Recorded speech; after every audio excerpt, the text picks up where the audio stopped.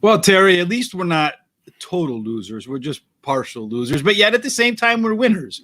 Yeah. How can that be? Well, sometimes the chalk horses win, and we were talking about all in that last race, and of course the favorite won that darn race. So you never know what's going to happen in horse racing. You never know every day. So Terry's talking about our pick 4 yesterday at Presque Isle Downs, and we were watching. And funny thing is, in my handicapping rolls, I had the winner at Presque Isle Downs in the first 6 races. The winner I had as my top pick, and then the next 2 races as my second pick won. So, and somehow I left off my top pick in the hot dog. I don't. Sometimes you outsmart yourself by half, or maybe more than half, by like triple. Yeah, that's true. And every time I do that, I'm always sorry I did that. So yes, changing your ticket at the window has never been a fruitful adventure for me. No, the first impressions I think are the best. Got to trust those gut instincts at times, right? For sure. That's right. Absolutely. Absolutely, for sure. Well, today we're going to talk about some news again. I don't want to say clown show or circus act or whatever you want to call it. That is the 2021 Kentucky Derby with Medina Spirit, and did it test positive or didn't it test positive, and all that kind of good stuff. Well, Bob Baffert's back in court yesterday, and the judge basically was waiting on some, I guess, another sample test of the urine that was frozen by the Kentucky Racing Commission for Medina Spirit, and now is being tested by the New York Commission or something along those lines. Yes. Waiting to see what the secondary results are for Bob Baffert.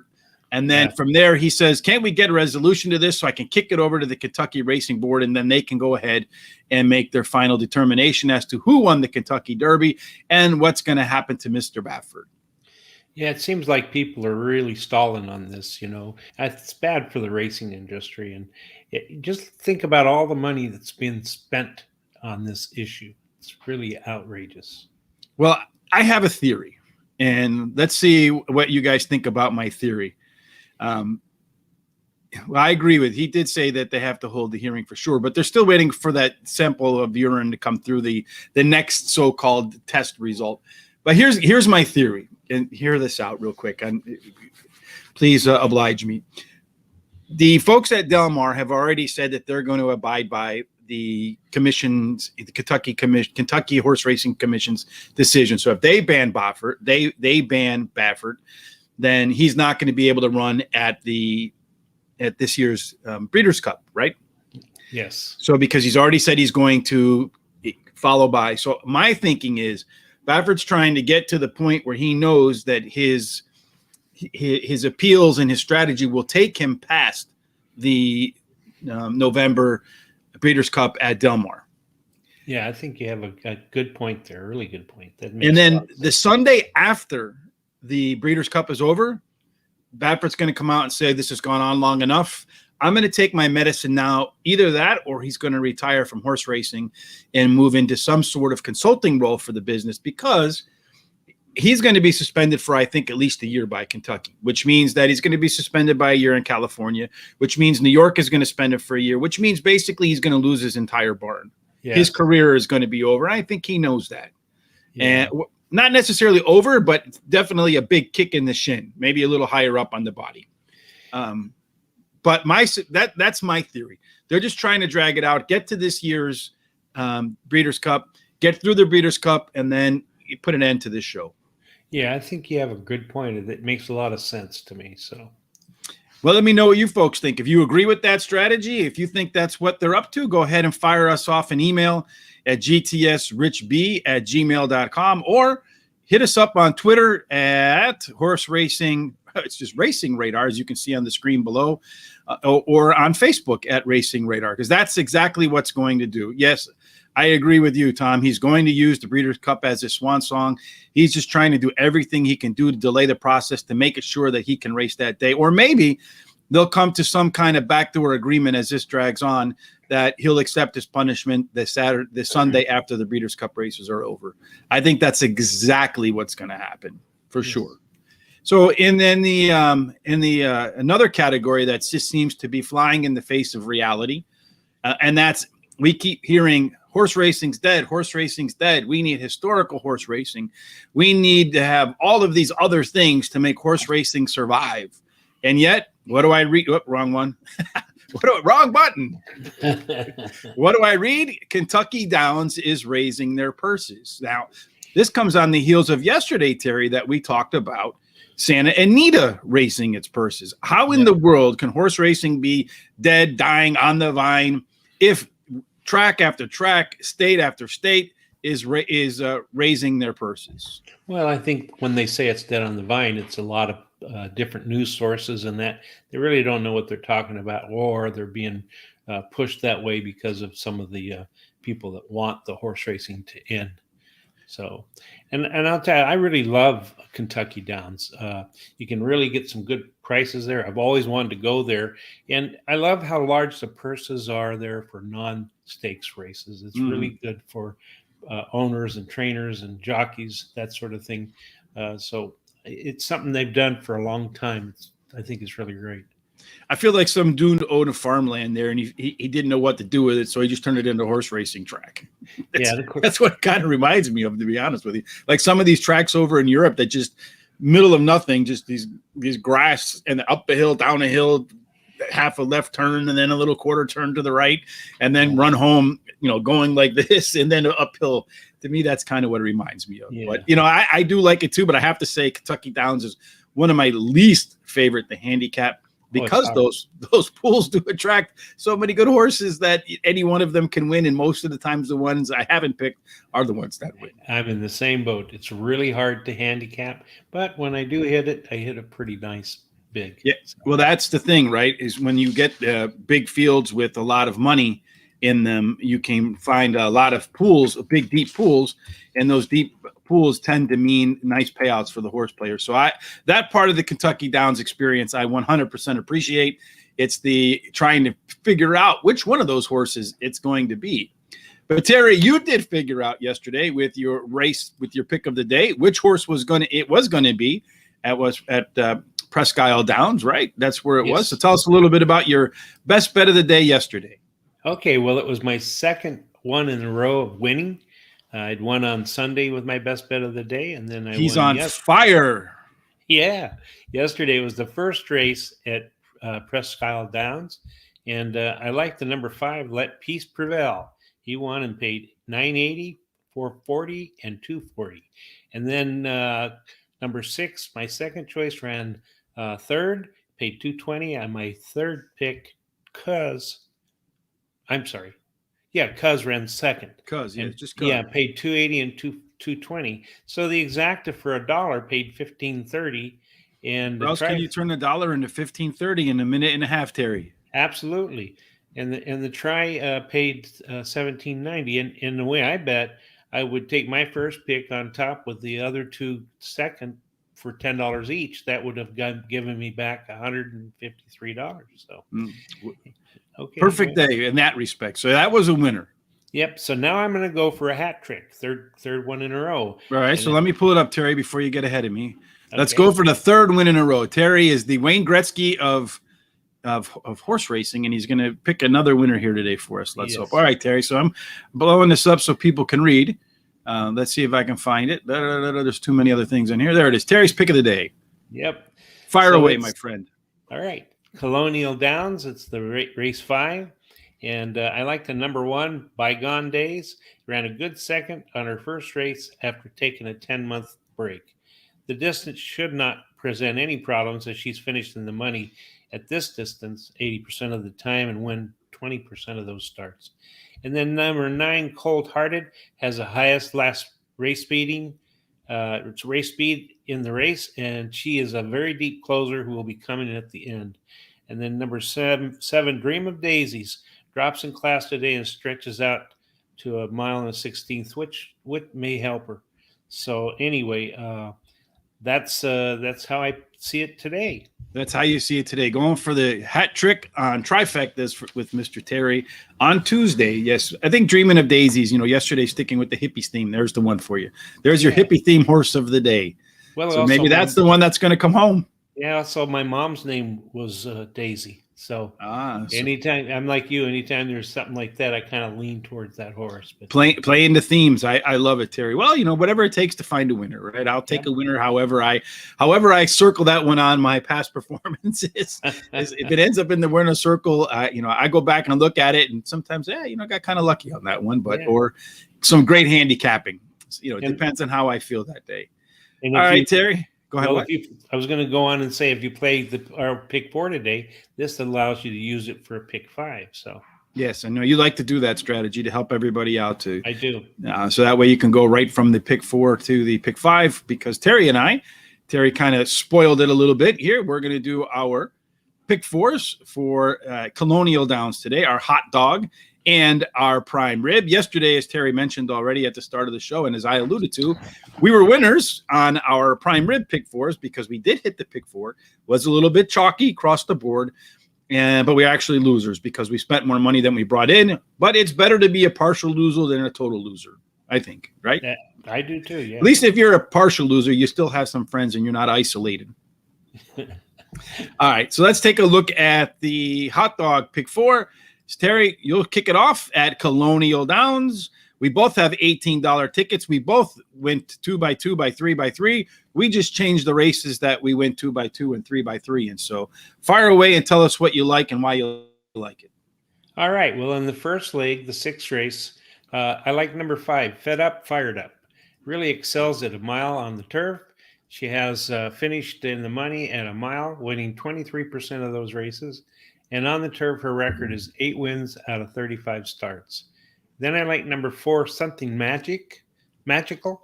Has the highest speed rating at today's distance, and she has the highest average money earned per race in this race. And then the second leg, I'm going to use the number 11, Pruning. Ran a good third in the first race of her career. The trainer wins 26% of the races the second time he brings a horse back to the grass race. And then I'm going to use number 7, Silky Warrior. She likes the track and the distance and has a hot trainer-jockey combination who in the last 14 days out of 7 combinations have won 4 and ran second once. And then I like the number 1, Fortuna.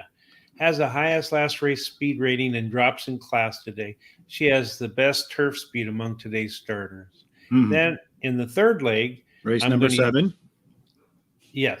Oh, I have the race numbers wrong, everybody. It starts in race 6, 7, 8. It's 6, 7, 8, and 9. So I apologize. That's a good thing I screwed them up, Terry, because whenever we screw them up, we're winners. That's right. So in the third leg, which is the 8th race, I like number 1, Last Samurai. Has the highest last speed rating and drops in class today. He ran second versus Tougher in his last race, and he has a sharp 5 furlong workout on August 2nd. And then I like number 8, Tolaga Bay. Tried a couple of steeplechase races at 2 miles plus, and then ran a good second back on the turf at Colonial Downs. Today's distance is in his wheelhouse as he's finished 100% of the time in the money at this distance. And then I like number 6, Buy Me Candy. He tries Colonial Downs for the first time coming in from Gulfstream Park. He is a closer, and today's a distance he should work in his favor. And then the last leg, 9th race, I like number 8, Bring the Wine. Checks a lot of boxes. Bring the Wine. That's right. And that's the alcoholic pick. We always got to go with the alcoholic picks, Terry. Yeah, that's true. So he checks a lot of the boxes in this maiden race. She, has the highest last speed rating, drops in class today, ran second versus Tougher in the last race, and has the best turf speed among today's starters and adds Lasix, which may help.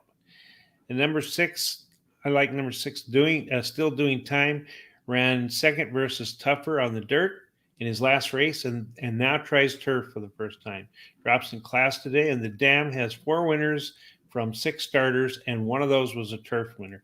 They also add blinkers today. So my hot dog play would be in the 6th race, first leg, 4 and 5. In the 7th race, 1, 7, 11. In the 8th race, 1, 6, 8. In the 9th race, 6 and 8 for $18. $18. And again, everybody remember, those are for races 6, 7, 8, and 9. As I messed that up, you'll see I have it corrected in the prime rib pick 4. So let's go ahead and talk about my hot dog pick 4. Again, race 6. I apologize for the messed up banners, graphics. Whenever I screw up the graphics, though, we usually win, Terry. So that's a positive. It is. I agree with you in number 5. Fed Up, Fired Up, top last race speed figure, which was better than par for this particular level. And the jockeys, the trainers turning this horse around pretty quickly. We saw that work, I think, effectively yesterday. And the horse has done very well at the distance. 8 times out, 3 wins, a second, and 3/3. So math says 7 out of 8, 87%. And number 7 is my second pick. So I'm a little bit different than Terry there.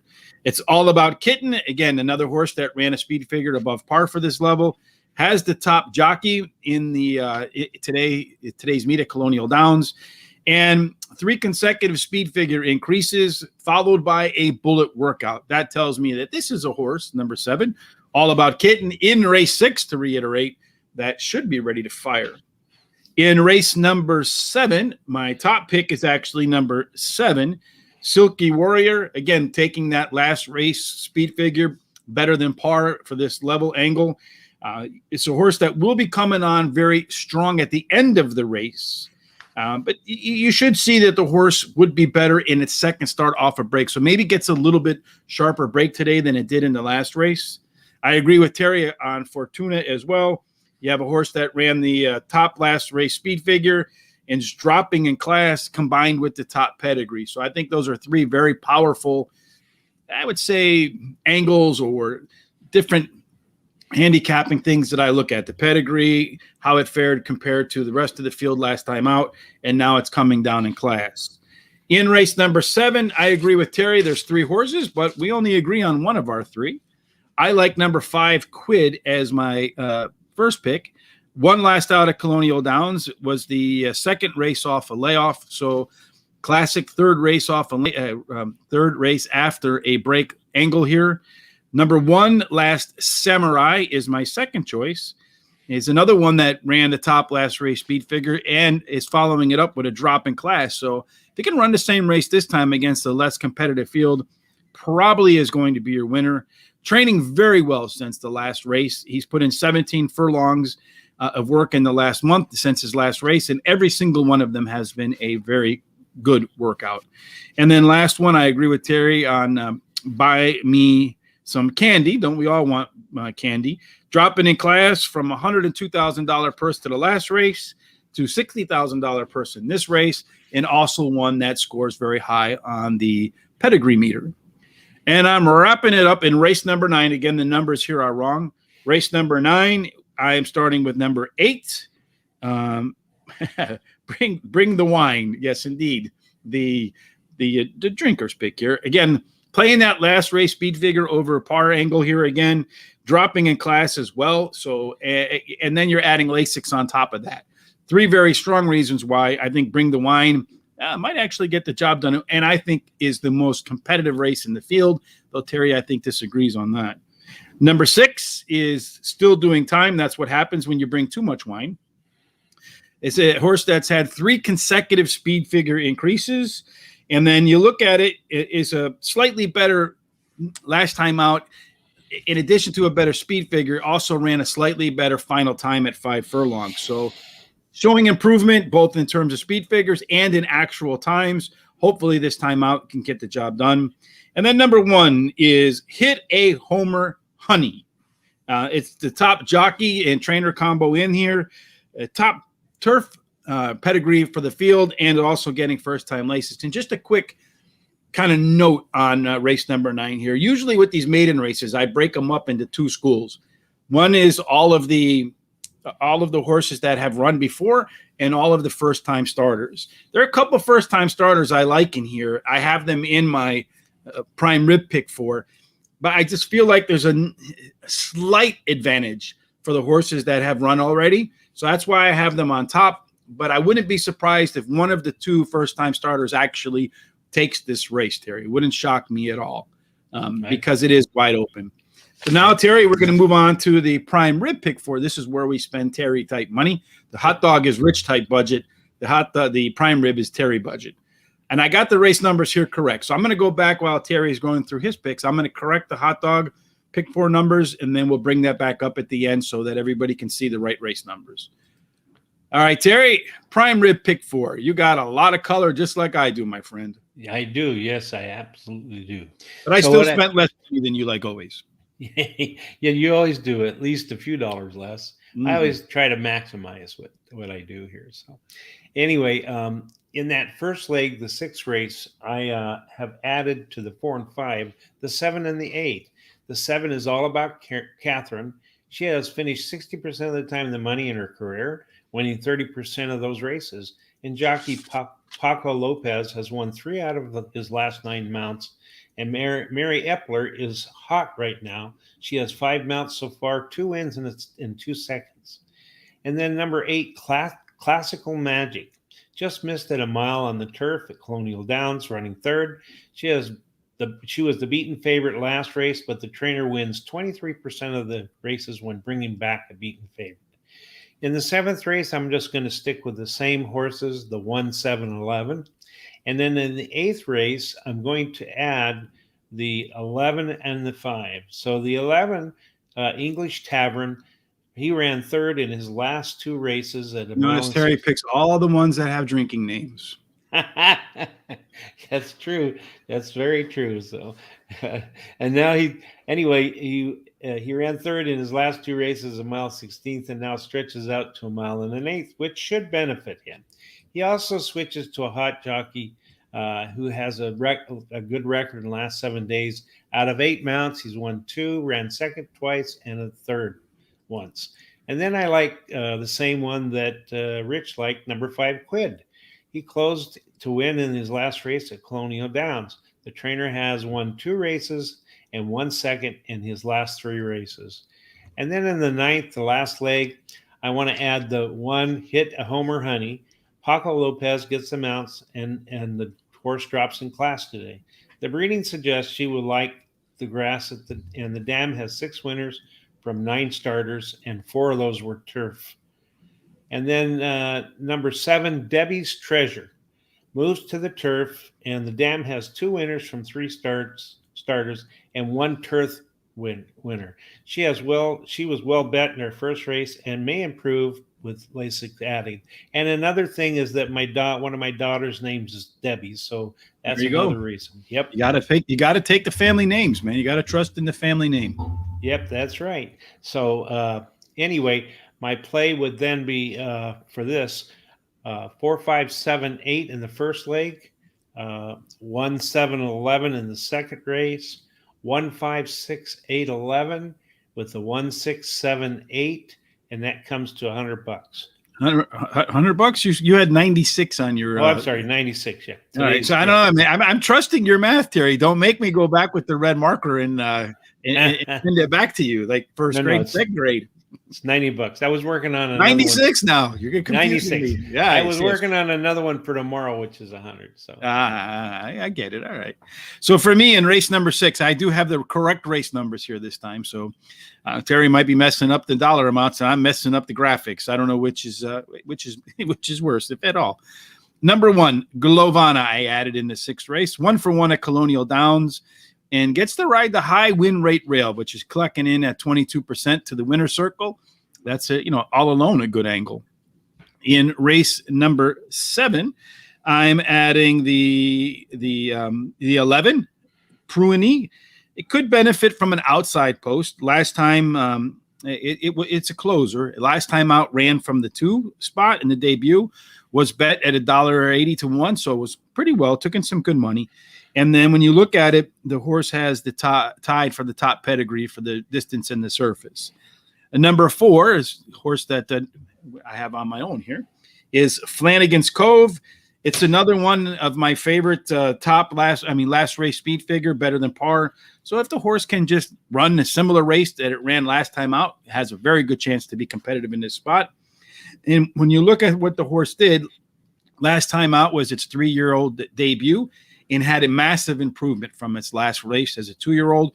So there's some opportunity for the 4-horse Flanagan's Cove to improve in the second start off the break.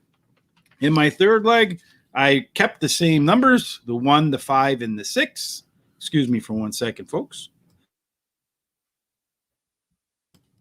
Had a little bit of a cough there, so I had to hit the dump button, as my old buddy Rush would say. Number 8 in race number 9. I added 2 horses, the 2 first-time starters, as I mentioned. Number 3, Rose Nose, and number 5, I think it's Night Stepper or Night Sleeper. I think Night Sleeper, yes. Both of them have great bullet works, strong workouts coming into this race, and if in my 2 categories, the first-time starters are the right horses to look at instead of the ones with experience, then I would expect that you will see number 3 and number 5 perform well. Short race, speed matters. I suspect that they can have a crack at this if that's what happens. So our friend Tom Carley is asking us, do we realize Mike Smith turns 60 years old today? Did not know that. I did. I sent him a happy birthday on Facebook. So. And then I have something to let you know that I did goof my math up, because what this ticket that's here is $120. So if I was Terry, you're really going crazy. I am. If I was going to remove one, it would be the 7 in the last leg. So Terry says you got to take that 7 out because he's breaking the rules, Terry. And he's counting on my kindness not to catch his errors and put him in the back of the class with the gum on his nose and make him stand in the corner. Yeah, I did something with my Excel spreadsheet on my formula. I got it gooped up, so I got to fix it. Sure. Blame Excel. Craftsman is tools, Terry. And my wife was using the computer yesterday. Maybe she did it. Oh, you're blaming your wife now too. I got to blame. Picking out all the excuses. Yeah, I got to blame. You're sounding a little like Baffert right about now. Yeah, but I got to blame somebody but me. For sure. So I fixed the hot dog pick 4. I see, Terry, I took responsibility for the messed up graphics. I did it. Wasn't Excel, was the operator. So races 6, 7, 8, and 9. There you get a better view of the right races and the right numbers. Terry, I double checked your math on this one before I put it back up. It is $18 for sure. Yeah. Okay, that's good. All right, so that wraps up our prime rib and pick 4 tickets for prime rib and hot dog pick 4 tickets for the day. Terry, anything else that you want to add before we get up and out of here? Well, no, except for Del Mar tomorrow looks really good to me. I was going over it this morning, and the first 3 legs, boy, they're pretty darn wide open. I've got a feeling it's going to be a pretty big pick 4 tomorrow, and I'm hoping that, well, I'm not hoping. I know we're going to do well. So, are we doing Del Mar? I thought we were doing Delaware. No, Delaware. Yes, you said Del Mar. Well, I got to wake up. That's my problem. Hey, brother, I'm right behind you. Believe me, I understand. Yeah, we'll definitely be doing Delaware tomorrow. And then on Thursday, we're working on looks like we're going to have we might be doing Arlington on our Thursday night show with Tom and Terry and Sean and myself. Okay. And then I'm not sure who our guest is going to be just yet. I know the contest on Friday, I think, is at Arlington Park, Friday the 13th. Ooh. And then on Saturday, I'll be doing a live handicapping. Maybe Terry will join me again. We had a lot of success last week at Saratoga. This week, we're going to go to Thistledown in Ohio. And then on Sunday, I'm not quite sure what the track is. Thursday, Terry and I will be back as well. For all you folks up in Toronto that have been hitting us up saying, when are you going to do Woodbine? We're going to do Woodbine this Thursday.